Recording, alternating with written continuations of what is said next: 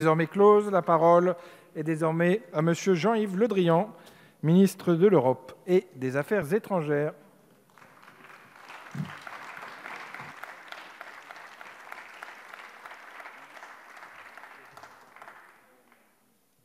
Monsieur Monsieur le ministre, pardonnez-moi, avant de vous passer la parole, je vais annoncer le scrutin public, puisque sur le vote de cette proposition de résolution, je suis saisi par le groupe des Républicains d'un scrutin public, d'une demande de scrutin public, qui est d'ores et déjà, avant de vous entendre, Monsieur le ministre, annoncée dans l'enceinte de l'Assemblée nationale. Vous avez désormais la parole. Merci, Monsieur le Président, Mesdames et Messieurs les députés. De très rudes affrontements militaires, des bombardements qui n'ont épargné ni les hôpitaux, ni les lieux de culte. Des milliers de civils contraints de fuir leur foyer pour se mettre à l'abri. 44 jours de guerre au sens le plus littéral de ce terme. Voilà pourquoi personne en France aujourd'hui ne saurait être indifférent à ce qui vient de se produire dans le Haut-Karabakh et dans son pourtour. Beaucoup dans cet hémicycle et en dehors de cette enceinte ressentent de l'indignation. J'en fais partie. De l'indignation devant une telle spirale de violence, de l'indignation à l'idée que de graves crimes ont pu être perpétrés, notamment par l'utilisation de bombes au phosphore, de bombes à sous-munitions, comme certaines informations en font état, et nous veillerons dans nos responsabilités à ce que toute la lumière soit faite à ce sujet. Beaucoup, j'en fais également partie, condamnent le rôle joué dans ce conflit par des mercenaires étrangers en provenance de Syrie. C'est d'autant plus inacceptable que cela se produit une fois de plus aux portes de l'Europe. Beaucoup, enfin, et c'est aussi mon cas, dénoncent l'attitude de la Turquie, qui, comme d'ailleurs sur le théâtre syrien, comme d'ailleurs sur le théâtre libyen, comme d'ailleurs en Méditerranée orientale, semble jouer tout à la fois la carte de la compétition et la carte de la connivence avec la Russie, de la compétition et de la connivence, au détriment de la sécurité et de la stabilité de la région. La Turquie, qui est pourtant notre allié dans l'OTAN, a en effet apporté, vous l'avez dit, un appui décisif à l'une des parties au conflit, y compris par le déploiement de mercenaires, comme elle l'avait déjà fait précédemment en Libye. M. Dupont-Aignan rappelait les propos que je tiens régulièrement en commission des affaires étrangères sur la Turquie. Je ne vais pas les reprendre ici. Mais en tout cas, je peux vous dire, mesdames et messieurs les députés, que lors de la réunion annuelle des ministres des Affaires étrangères de l'OTAN qui s'est tenue avant-hier, j'ai pu porter un message de grande fermeté à ce sujet.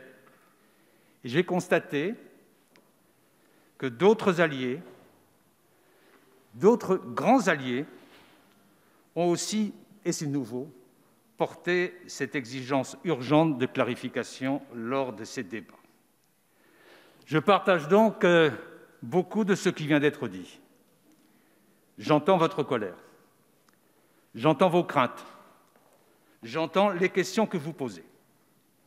Et pour autant, et je le dis en toute franchise, je ne partage pas l'objectif visé par le projet de résolution qui vous est soumis cet après-midi, c'est-à-dire la demande d'une reconnaissance de l'indépendance du Haut-Karabakh. Parce que nos amis arméniens ne nous demandent pas de reconnaître l'indépendance du Haut-Karabakh. Ils ne nous demandent pas. Et que parce qu'eux-mêmes ne l'ont pas reconnu, jamais dans l'histoire, quelles que soient les frontières, même lorsqu'elles étaient très favorables à l'Arménie. Jamais ils ne l'ont reconnu et ils ne nous demandent pas. Ensuite, parce que la demande qu'ils ne nous demandent pas aujourd'hui, pas plus qu'hier.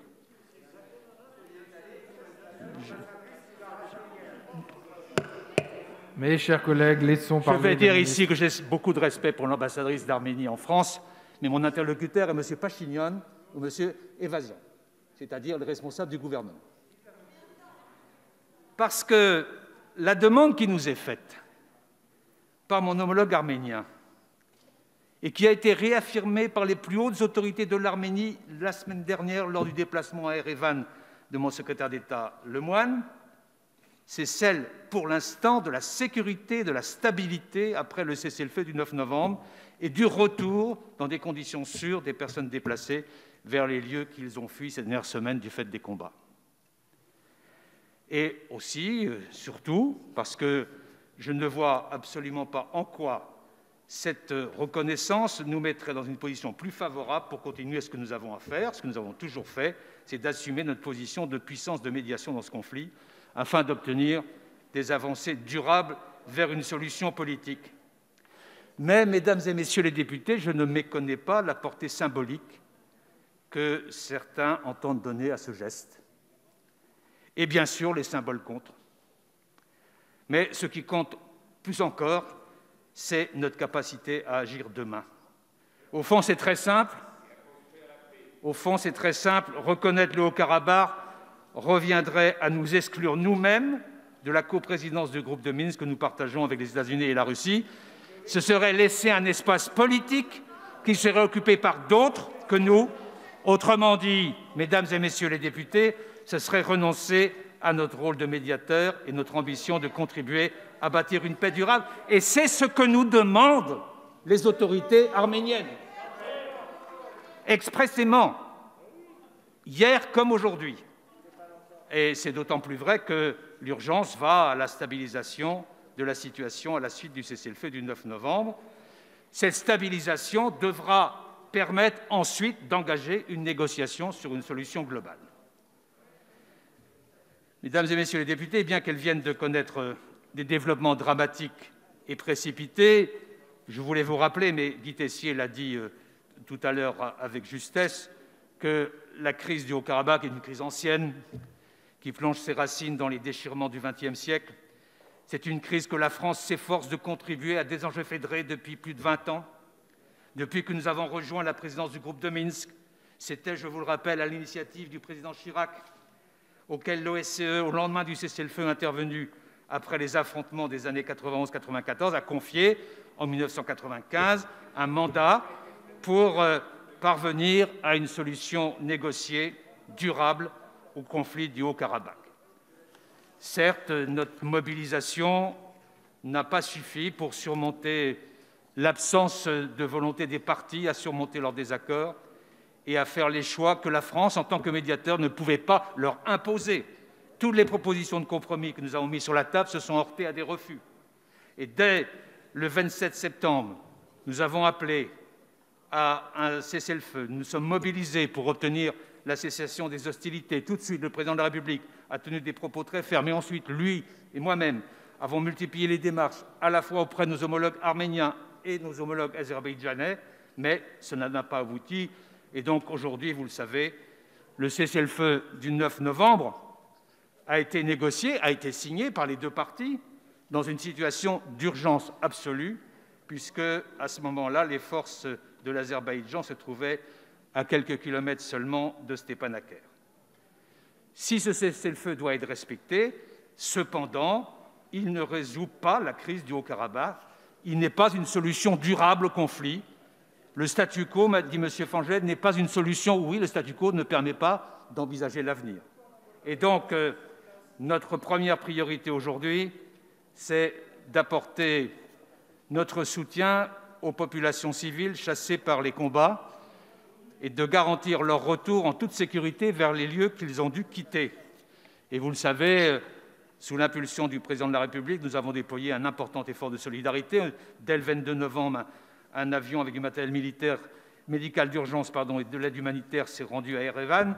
Quelques jours après, une délégation conduite par le secrétaire d'État Jean-Baptiste Lemoine s'est rendue à Erevan à bord d'un avion chargé de 50 tonnes de fret avec le soutien des organisations humanitaires et des organisations arméniennes. Des établissements hospitaliers français sont également en train de se mobiliser pour prêter assistance aux médecins arméniens.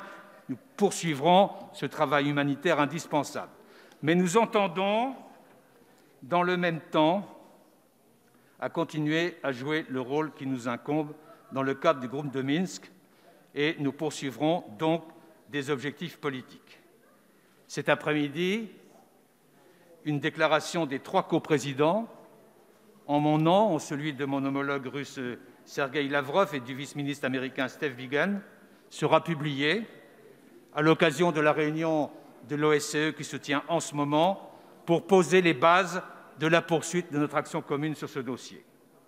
Car, vous l'avez dit les uns et les autres, il y avait dans l'arrangement du 9 novembre des zones d'ombre qui demandent des clarifications, et nous l'avons dit très clairement à la Russie. Je vous précise d'ailleurs parce que je pense que certains ont dû l'oublier, pour plusieurs interlocuteurs qui ont évoqué Mme Santiago, Mme Thiel, je rappelle qu'il y a un accord de défense entre l'Arménie et la Russie qui ne vous a pas échappé, comme ne vous a sans doute pas échappé que la seule base russe qui existe dans la région se tient en Arménie, et qu'il y a un traité qui s'appelle l'Organisation du traité de sécurité collective qui engage la solidarité militaire entre la Russie et l'Arménie. Je dis ça parce que les situations sont toujours plus complexes que celles qu'on imagine.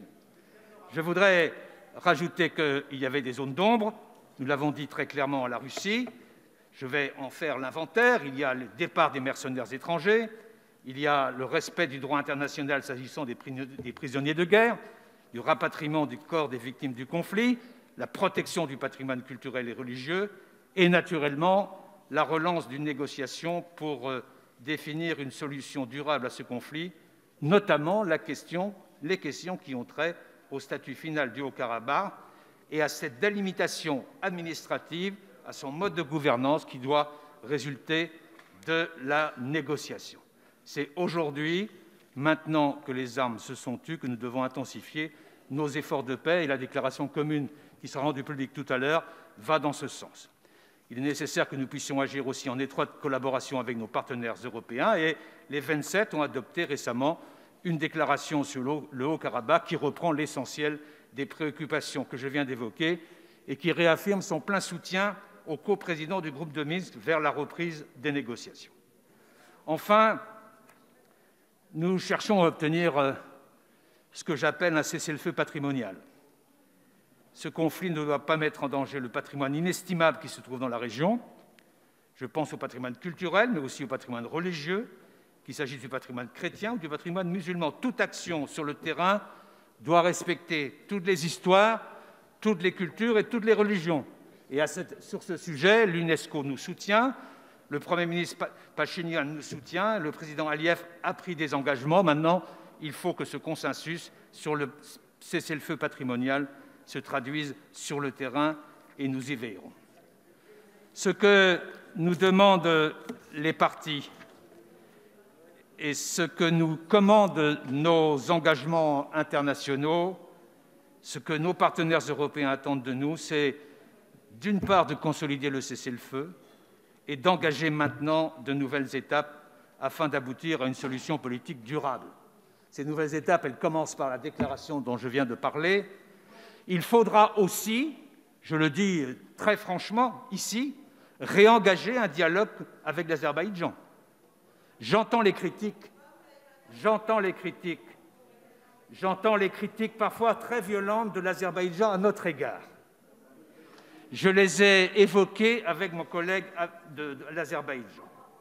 Mais je pense que nous pouvons trouver le chemin d'un tel dialogue. D'ailleurs, je voudrais vous rappeler aux uns et aux autres qu'il y a eu un dialogue constructif avec l'Azerbaïdjan dans le passé, initié par des présidents qui font référence dans notre histoire, depuis les présidents Mitterrand, Chirac, puis le président Sarkozy, puis le président Hollande. Tout le monde a agi pour une collaboration avec l'Azerbaïdjan. Il faut donc retrouver cet esprit-là, mais il faudra, pour que cette volonté soit partagée et incarnée, il faudra que l'Azerbaïdjan fasse les gestes nécessaires dans ses prises de position et dans ses actions. Et nous poursuivrons aussi un dialogue très étroit avec l'Arménie, dans la continuité, je le dis très clairement ici parce que je crois que c'est un peu ignoré, dans la continuité des échanges permanents que nous entretenons avec le Premier ministre Pachinian et avec mon homologue, M. Evasian. J'aurai l'occasion d'ailleurs d'engager ces discussions avec le ministre des Affaires étrangères arménien, M. Evasian, la semaine prochaine, pour une discussion approfondie sur l'ensemble des priorités que je vous ai présentées aujourd'hui, sur notre action concrète pour l'action humanitaire, sur la protection du patrimoine culturel et religieux, et sur les actes réfléchis, déterminés avec un calendrier qu'il nous faudra prendre ensemble pour ouvrir la voie à une paix durable dans le Haut-Karabakh que tout le monde souhaite, et je l'ai bien entendu dans vos propos il y a un instant. Je vous remercie de votre attention. Merci à vous, Monsieur le ministre. Nous en avons donc terminé avec l'examen de la proposition de résolution, et avant de la mettre aux voix, nous allons pouvoir